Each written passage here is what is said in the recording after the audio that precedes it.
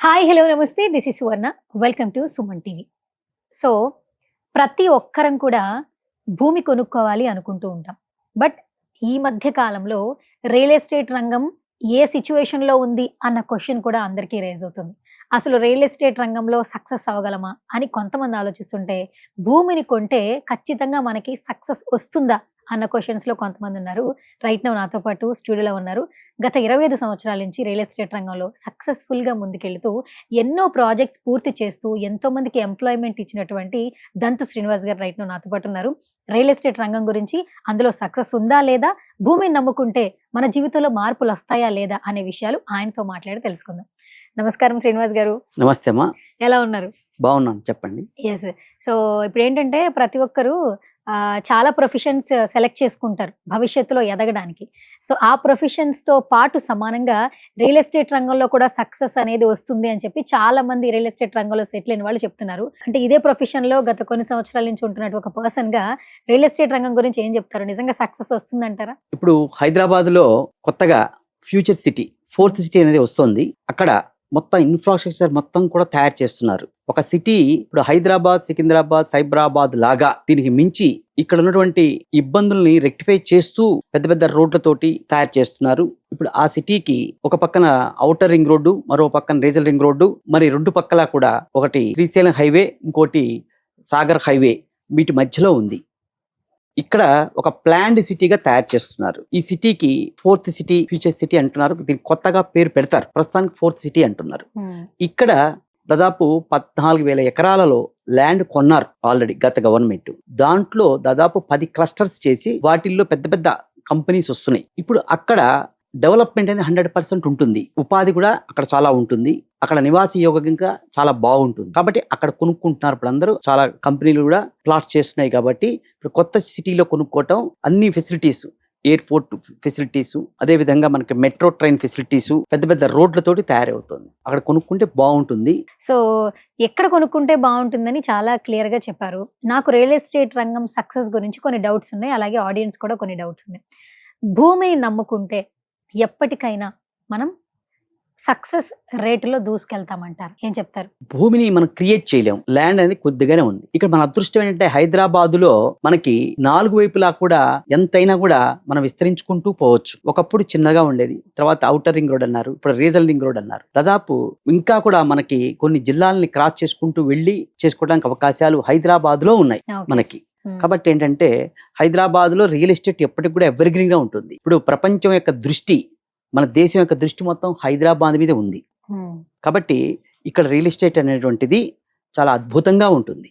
ప్రతి వాళ్ళకి ఇల్లు కావాలి. కాబట్టి అందరూ కూడా ఇక్కడ దీని మీద కాన్సన్ట్రేషన్ చేస్తున్నారు. సార్ ఇప్పుడు చాలా మంది కూడా రియల్ ఎస్టేట్ రంగం పడిపోయింది, సో రియల్ ఎస్టేట్ లో ఉన్న సక్సెస్ ఎక్కడా కనిపించట్లేదు ఈ మధ్య కాలంలో, ఒకప్పుడు ఉన్నటువంటి ఆ భూమి ఇప్పుడు లేదు అని అంటున్నారు. ఆ హైప్ కావచ్చు, వాట్ ఎవర్. మరి మీరు దాన్ని అగ్రీ చేస్తారా? మీరు చెప్పింది పాయింట్ కరెక్ట్. కానీ ప్రస్తుత పరిస్థితులు ఏంటంటే ఇప్పుడు ప్రస్తుతం ఉన్నటువంటి గౌరవనీయులైన మన చీఫ్ మినిస్టర్ గారు రేవంత్ రెడ్డి గారు కొన్ని ప్రాజెక్టులు చేపట్టారు. వాటిల్లో ముఖ్యంగా ఏంటంటే రీజనల్ రింగ్ రోడ్. ఈ రీజనల్ రింగ్ రోడ్ అనేటువంటిది దాదాపు 360 కిలోమీటర్లు మనకి చుట్టుకొలత మొత్తం. ఇక్కడ ఈ లోపల పెద్ద పెద్ద ప్రాజెక్ట్స్ వస్తున్నాయి. ఈ ఔటర్ రింగ్ రోడ్ కి రీజనల్ రింగ్ రోడ్ మధ్యలో కూడా హెచ్ఎండి యొక్క పరిధిని కూడా పెంచారు. కాబట్టి ఇక్కడ డెవలప్మెంట్స్ 100% బాగా ఉన్నాయి. మీరు ముందు నుంచి కూడా ఫ్యూచర్ సిటీ గురించి చాలా చక్కగా చెప్తున్నారు. అంటే ఎంతో మందికి కూడా ఫ్యూచర్ సిటీ గురించి తెలుసుకోవాలంది.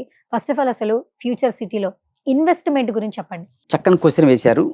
ఇన్వెస్ట్మెంట్ పర్పస్ లో మనం ఇంతకు ముందు మనం చూసుకుంటే హైదరాబాద్ తర్వాత సికింద్రాబాద్ వచ్చేటికల్లా కొంచెం రేట్లు పెరుగుతూ డెవలప్మెంట్స్ తో వచ్చింది. దాని తర్వాత సైబరాబాద్, అక్కడ కూడా డెవలప్మెంట్ బాగా చేసుకుంటూ ఇన్ఫ్రాస్ట్రక్చర్ డెవలప్ చేస్తూ అక్కడ రేట్లు బాగా పెరిగినాయి. జనాభా పెరుగుతూ ఉన్నారు. జనాభా పెరుగుతున్న కొద్దీ ఇక్కడ భూమి వాల్యూ దాదాపు 4 to 5 times కూడా పెరుగుతూ ఉంది ఇక్కడ. అదేవిధంగా ఇప్పుడు మనకి సైబరాబాద్ దగ్గర మన కళ్ళ ముందు గత 20 సంవత్సరాల క్రితం ఏళ్ళి నగరం అది, ఆ సైబరాబాద్. ఇప్పుడు చూస్తే అక్కడ లక్షల్లో ఉంది గజం. అదేవిధంగా మనకి హైదరాబాద్ లో ఇండస్ట్రియల్ ఏరియాస్ కొన్ని ఉన్నాయి. మనకి తీసుకుంటే పటాన్ చెరువు కానివ్వండి, ఇట్లా మన ఉప్పల్ ఇండస్ట్రియల్ ఏరియా, ఇట్లా తీసుకుంటే ఈ ఫ్యాక్టరీస్ ఇవన్నీ పెట్టడం వల్ల ఉపాధి పెరుగుతూ ఉండటం వల్ల, జనాభా పెరగటం వలన ఇక్కడ మనకి రేట్లు కూడా బాగా డబల్ అవుతున్నాయి. ఒక ప్లాన్డ్ సిటీ లాగా ఒక ఇన్ఫ్రాస్ట్రక్చర్ తోటి ఇక్కడ సిటీ తయారు చేస్తున్నారు. కాబట్టి 100% కూడా ప్రతి వాళ్ళు కూడా ఇది ఇంతకు ముందు హైటెక్ సిటీ దగ్గర అంటే సైబరాబాద్ దగ్గర ప్లాట్లు కొనుక్కోలేని వారు ఇప్పుడు ప్లాన్ చేస్తున్నారు. ప్రతి ఒక్కరికి కూడా ఇల్లు అనేటువంటిది అవసరం. కాబట్టి ప్రతి ఒక్కరూ కూడా ప్లాన్ చేసి ఇప్పుడు తక్కువ రేట్లో ఉన్నాయి ఇక్కడ చేసుకుంటే వాళ్ళ ఫ్యూచర్ చాలా బాగుంటుంది. ఓకే. అయితే ఫ్యూచర్ సిటీ ఇన్వెస్ట్మెంట్ బాగుంది అంటున్నారు. సో ఎక్కడైనా కూడా అందరూ ఏ రియల్ ఎస్టేట్ రంగంలో కూడా ఏ సైట్ గురించైనా ఏ ప్రాజెక్ట్ గురించైనా అసలు ఇక్కడ డెవలప్మెంట్స్ ఏ విధంగా ఉన్నాయి, ఎందుకు దీని వైపు చూడాలి అన్న ఒక క్యూరియస్ ఉంటుంది. సో ఫ్యూచర్ సిటీ గురించి ఇక్కడ ఉన్నటువంటి ఎమ్యూనిటీస్ కావచ్చు, డెవలప్మెంట్స్ ఏంటి? ఇక్కడ డెవలప్మెంట్స్ అంటే ఇంతకుముందు నేను చెప్పాను మీకు, Hmm. ఈ యొక్క ఔటర్ రింగ్ రోడ్ కానివ్వండి, రీజనల్ రింగ్ రోడ్ కానివ్వండి, హైవేస్ కానివ్వండి, వీటితో పాటు ఈ ఔటర్ రింగ్ రోడ్ ని రీజనల్ రింగ్ రోడ్ కలుపుతూ రేడియల్ రోడ్స్, అదేవిధంగా గ్రీన్ ఫీల్డ్ రోడ్ అని కొత్తగా తీశారు. ఈ గ్రీన్ ఫీల్డ్ రోడ్ ఏంటంటే దాదాపు ఒక 10 గ్రీన్ ఫీల్డ్ రోడ్లు ఉన్నాయి రీజనల్ రింగ్ రోడ్ చుట్టూ. వాటిలో అతి పెద్దది ఒక 41 కిలోమీటర్లు ఔటర్ రింగ్ రోడ్ నుంచి రీజనల్ రింగ్ రోడ్ దాకా.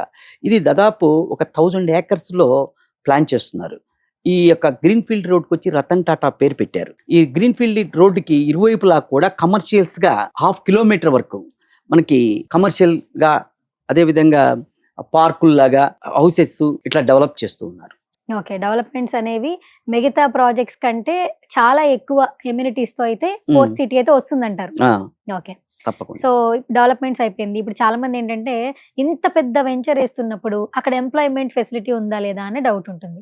సో మరి ఇంత మంచి వెంచర్ లో ఎంత మందికి ఉద్యోగ అవకాశాలు ఉంటాయంటారు? ఇక్కడ దాదాపు ఈ 14,000 ఎకరాల్లో వచ్చే ప్రాజెక్ట్స్ మీద 10 లక్షల మందికి ఉపాధి కలగడానికి అవకాశాలు 100% ఉన్నాయి. ఈ 10 లక్షలను బేస్ చేసుకొని 30 lakhs పీపుల్ అక్కడ నివాసయోగ్యంగా ఉండటానికి అవకాశాలు వస్తున్నాయి. కాబట్టి అందరూ కూడా తప్పనిసరిగా ఆ ఏరియాలో ప్లాట్ కొనుక్కోవటం అనేది ఉత్తమం. అంటే వీళ్ళకి ఏమన్నా అర్హతలు ఏమన్నా నమోదు చేసే సిచ్యువేషన్స్ ఉన్నాయంటారు? అంటే ఈ క్వాలిటీ ఈ ఖచ్చితంగా ఇవి ఉండాలన్నట్టు ఏం లేదు, అంతా కూడా మనకి వర్కర్స్ దగ్గర నుంచి టాప్ క్యాండిడేట్ దాకా ఉంటుంది. అంతా R&D సంబంధించినవి రకరకాల యాక్టివిటీస్ తో వస్తున్నాయి కాబట్టి ప్రాజెక్ట్స్ వాటికి ఉంటాయి. అయితే ఒక 2 క్వశ్చన్స్ శ్రీనివాస్ గారు. బేసిక్ గా భూమిని బంగారాన్ని నమ్ముకుంటే ఎప్పటికీ మోసపోం అని ఎప్పుడో నుంచి, అంటే ఎన్ని జనరేషన్స్ మారినా కూడా ఈ మాటలు పెద్దవాళ్ళు చెప్తూ ఉంటారు. ఇప్పుడున్న రైట్ నో కరెంట్ సిచ్యువేషన్స్ లో ఏంటంటే భూమిని కొంటున్నారు, బంగారాన్ని కొంటున్నారు.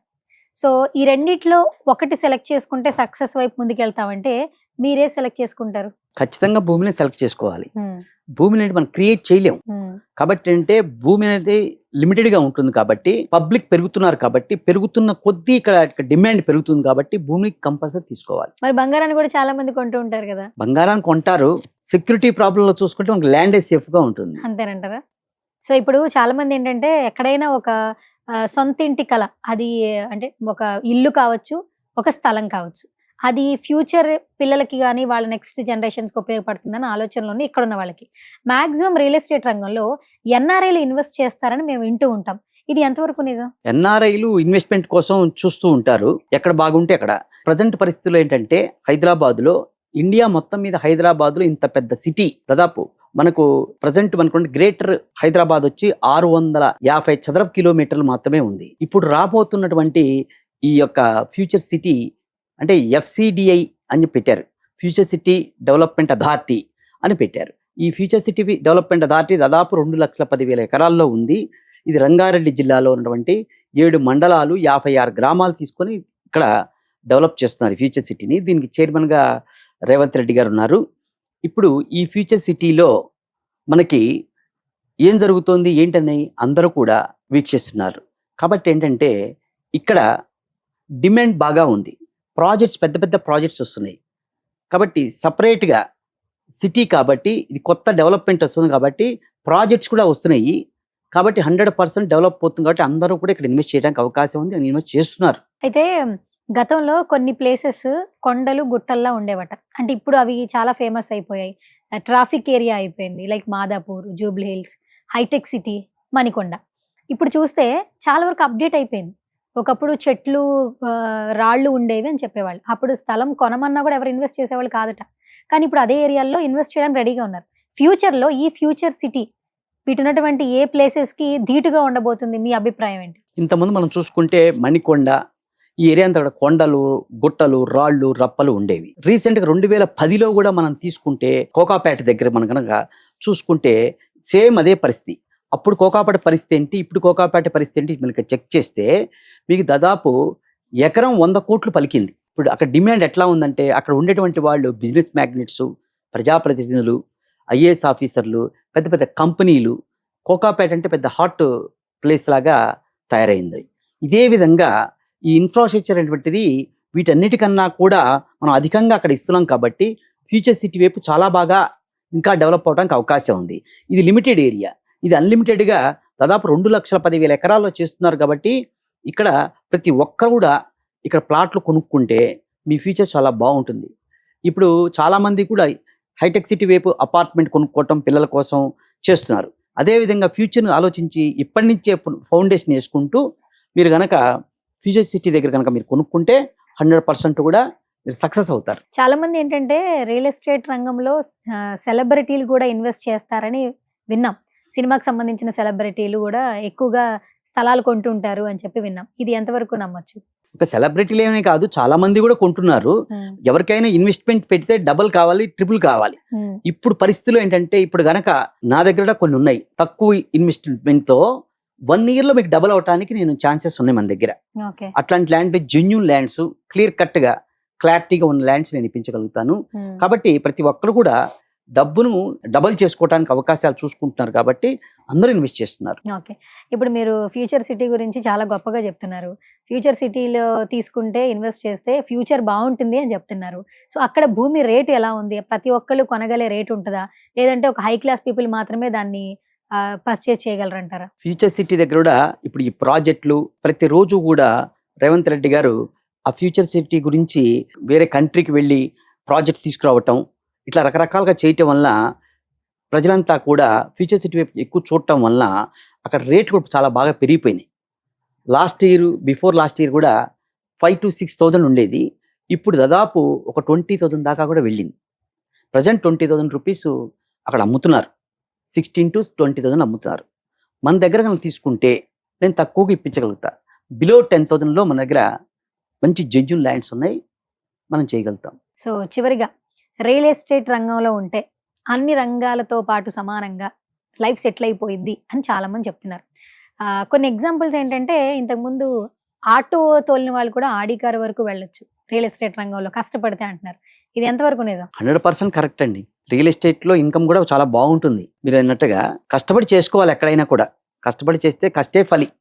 మనం ఎక్కడ చేసినా కష్టపడితే తప్పకుండా ఫలితం వస్తుంది. రియల్ ఎస్టేట్ రంగంలో ఎక్కువ రావడానికి అవకాశాలు ఉన్నాయి. So thank you so much Srinivas garu. Real estate రంగం గురించి మీ ఎక్స్పీరియన్స్ ని అలాగే 4th సిటీ గురించి చాలా విషయాలు మాతో పంచుకున్నారు. నెక్స్ట్ వీడియోలో మరొక టాపిక్ తో కలుసుకుందాం. Thank you so much once again. Thank you.